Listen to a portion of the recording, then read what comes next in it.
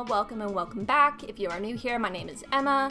If you end up liking this video, please like and subscribe if you want to see more. If you are new here, this is a little segment that I do called Musical Theater Mondays, where I tried to do every Monday, but now that hasn't really been a thing lately. But on Mondays, I typically talk about a little tidbit in the vast world of musical theater history. So today, I want to chat about In the Heights. The movie just came out last Thursday. I watched it last night.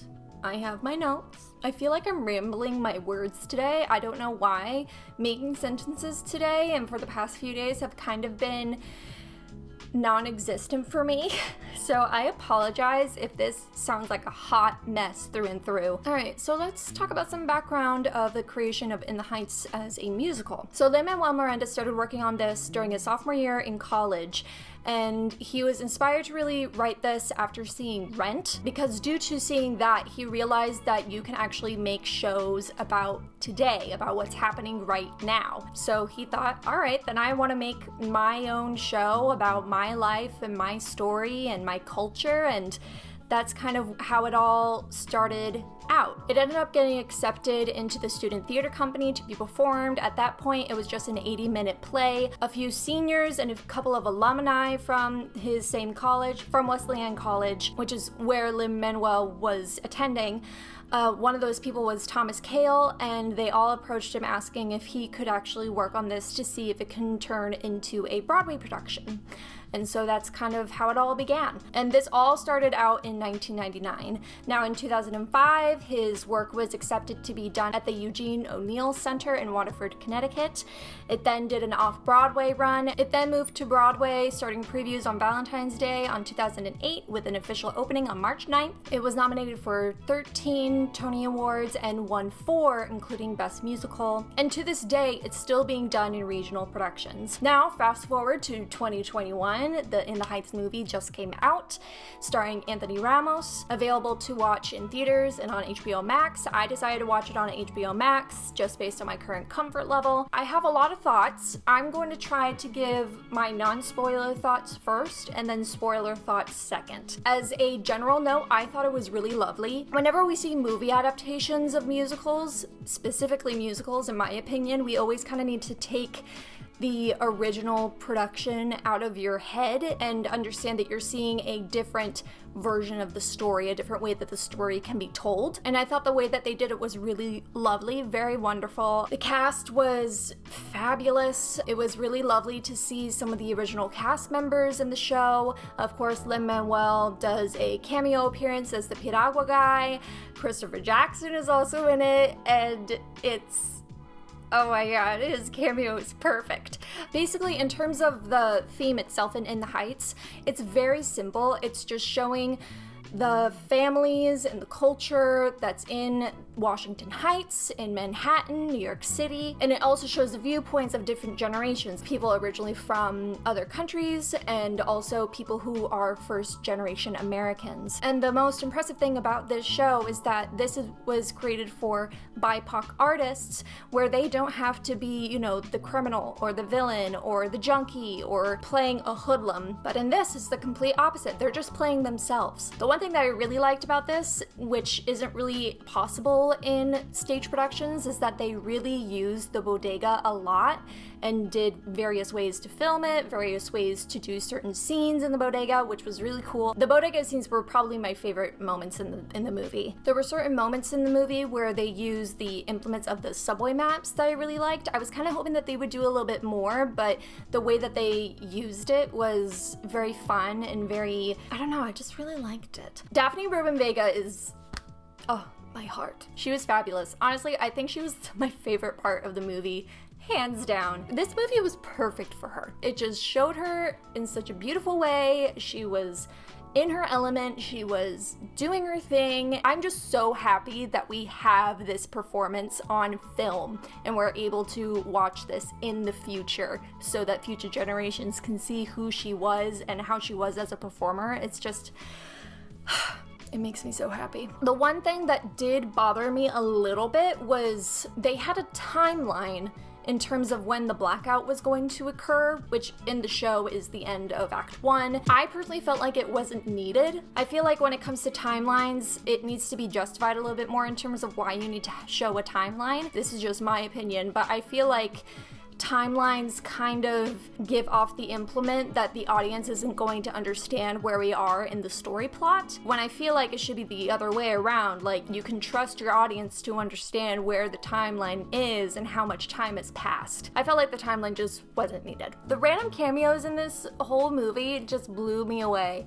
Like, Mark Anthony Mark Anthony being in this is just so fabulous. An unfortunate character that he needs to portray, but just seeing him for 30 seconds was wonderful. Seeing Patrick Page in this was just not jarring. I was just very surprised to see him, but I was very happy to see him at the same time. Long story short, the cameos are to die for. I think it's safe to say that 96,000 is my favorite number in the movie. The way that they shot it, the way that they decided of what the setting is gonna be for the number, I thought it was so cool and so smart, and it was another way to implement the area of Washington Heights. The creativity in this was really cool. They had so much more areas to cover in Washington Heights than what they're able to do in the stage production. So I thought the way that they were able to show more of the area was really well done and just fabulous. How many times have I said fabulous in this? Don't make this into a drinking game, folks. I'll end this segment right here, but there is a small Hamilton reference in the movie. Not gonna say what it is. It's very subtle. Chef's kiss. Fabulous. Okay, so now we're going to go into the spoilers moment. Tread lightly if you dare. A part of me thinks that these aren't really spoilers, but I'm just going to say that they're spoilers, so if you are still planning to watch the movie and don't want anything spoiled for you, go to this time mark. Okay, so the thing that bothered me the most, Nina's mom is dead in this storyline. That made me so sad. By the way, I don't know if any of this information was leaked or sent out for previews, press stuff. I didn't really follow the press stuff just so I was able to go into this with a clear mind and not knowing any sort of specifics or any sort of surprises. So yeah, Nina's mom is dead. Broke my heart! The one thing that did throw me off a little bit was that quite a few of the numbers were switched around, and also some certain plot lines were switched around. That definitely took me through a loop, but I kind of appreciated it because it kept me on my toes of what was going to happen next, instead of thinking, okay, they just sang this song, so I know that this is next on the docket. What? Basically, the storyline was definitely shifted, as well as some musical numbers. And some musical numbers were also cut, which kind of bummed me out because I loved all the music. But again, I understand this is a different version of the story. Gotta welcome it with open arms, y'all. I really liked how they filmed the number Breathe, where they had Nina comparing to I don't know if it was supposed to be her past self or if it was a current self that reminded her a lot of herself. But I really liked the juxtaposition of how she is feeling right now in the present moment compared to when she was young and free-spirited and open to any possibility that will come to her future. Y'all, I'm looking at my notes and some of these things I have no idea what I was talking about. Like, this says new show where they don't play. What? Okay, this was another thing that was different in the movie. They really tweaked the relationship between Nina and Benny. Why that is, I'm not quite sure, but basically they played it off that they used to date in the past, but now they're friends who still have strong feelings for one another. Something I never really thought about until seeing the movie is that technically if Nina went at the typical time a adult goes to college, she would be underage, so she wouldn't have been able to drink. And yet she goes to a club later on. And I'm thinking, how was she able... What? I don't know if I missed something where she took a couple of years. I know that she says, I got every scholarship, saved every dollar. Like, maybe that was supposed to reference that she took a couple of years after high school to save up money to go to college. Maybe? I don't know. But that was the first time that came up. Being like, if she went the typical time that you do, she would have been either 19 or 20 when she came back. How did she get into a club? Ha! The club scene was definitely different for this. There wasn't any sort of anger or animosity in between Nina and Benny. They seemed they were fine, despite Benny just finding out that he lost his job. The quote-unquote jealousy between Vanessa and Usnavi, this one made more sense to me than the one in the Broadway production. So all in all, like, the jealousy moments in the club was very much muted, which I found fine for Vanessa and Usnavi, but it was non-existent between Benny and Nina, which I found a little bit odd. And then the blackout happens. The way that they did it in this one is that they mainly focused on Usnavi and Vanessa, and they kind of have a little tiff, and it didn't make sense to me at all. Then they just went about their ways during the blackout. I don't know, I just thought that was weird.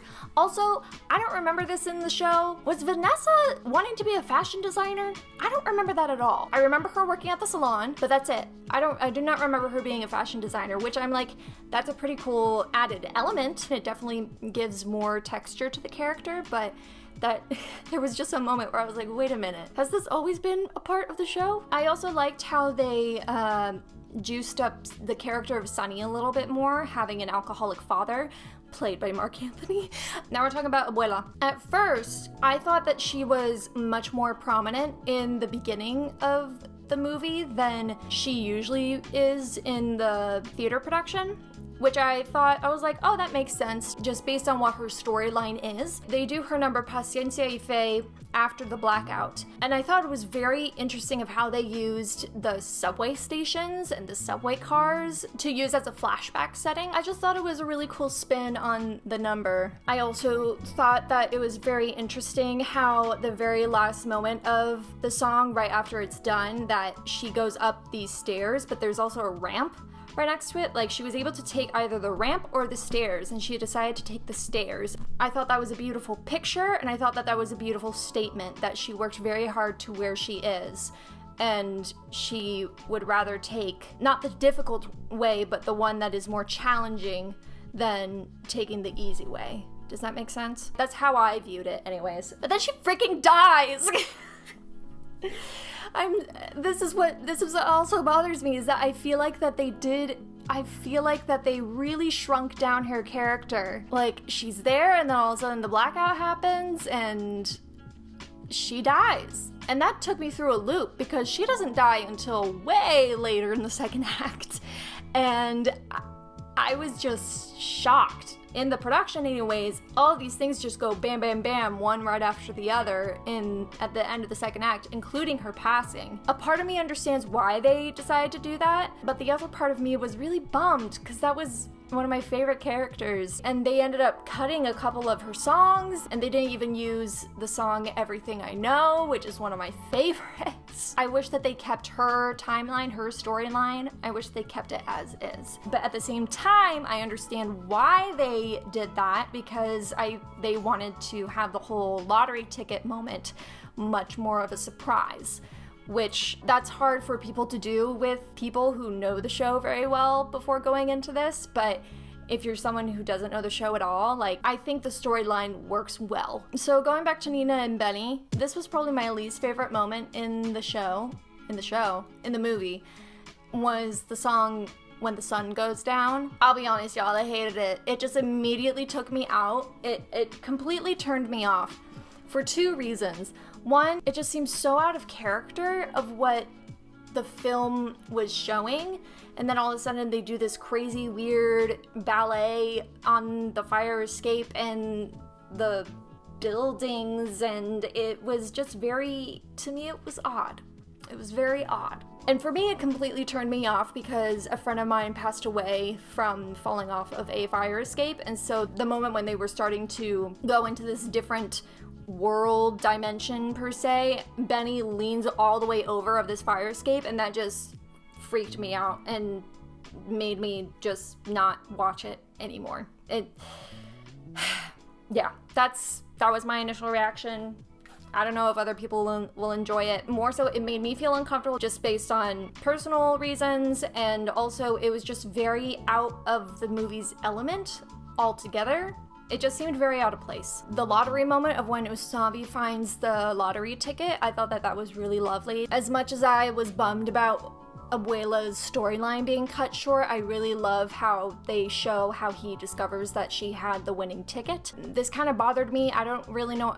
I don't really understand why. I think it's because we keep seeing all of these changes in all of the characters' lives. Like, we see the salon closing down and moving to a different location. We see Usnavi packing up all of his things in the apartment. And then Vanessa comes in and they do the whole champagne number. She mentions that she moved to the West Village, but they don't show her getting the apartment, especially in the very beginning when they show her going to an apartment and seeing what was available and everything. There was a moment where Usnavi shows that he asks Daniela to be Vanessa's co-signer, but that was kind of really it. I really thought that they were going to show Vanessa getting the place and her realizing that Usnavi helped her out, you know? I would not be surprised if that was something that ended up going on the cutting room floor, is what they said in the olden days. And then the last thing, and again, all this stuff is just me comparing this stuff to the stage production of things that I really liked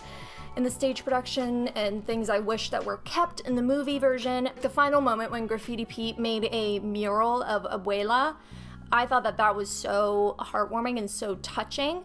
But in this one, they make it more in relation to Usnavi's journey, and they also mix it in with Vanessa, and so they end up showing her creating a fashion line with these rags from Graffiti Pete's, from cleaning up messes from his works, and then you see that he completely did a mural of where his father's place used to be and his business, which was another added element to this, I believe. I don't remember Usnavi talking about wanting to buy his father's old property, but that's something that was, I believe that was added into this story as well. And then there's one spot in the bodega where he wrote Abuela's saying, Paciencia y fe, which, again, I understand why they did that, because, again, Abuela's storyline was cut quite a bit, and it made more sense for the Abuela mural in the show. So to me, that kind of bothered me, but at the same time, I understand why they did that. Yeah, so that's all I got in terms of like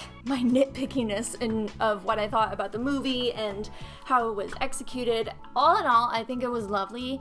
I highly recommend everyone to check it out. It's in theaters now and on HBO Max. Another thing that I found really fun is that, you know, this show was made in 2008 and a lot has happened since then, so this is a completely different version of the story being told, and it's being told through the eyes of the year 2021. And so I think that's really awesome that we're able to take a story and able to adjust it so that it's more prevalent to the current time. Because again, that's what Lin-Manuel wanted to do, is to create a story of the here and now. And I think they did a really great job with it. So that's all I have for today. I hope you guys liked it. If you did, please give me a thumbs up. And if you'd like to see more videos, please hit the subscribe button. Let me know in the comments below if you have seen In the Heights yet. Have you seen the stage production? Have you seen the movie? Did you like them? Did you not like them? Tell me why and why not. I would love to hear other people's thoughts about this show and this telling of that story. I hope you all enjoy your Monday. May you be happy, healthy, safe, and at ease, and I will see you guys soon. Bye!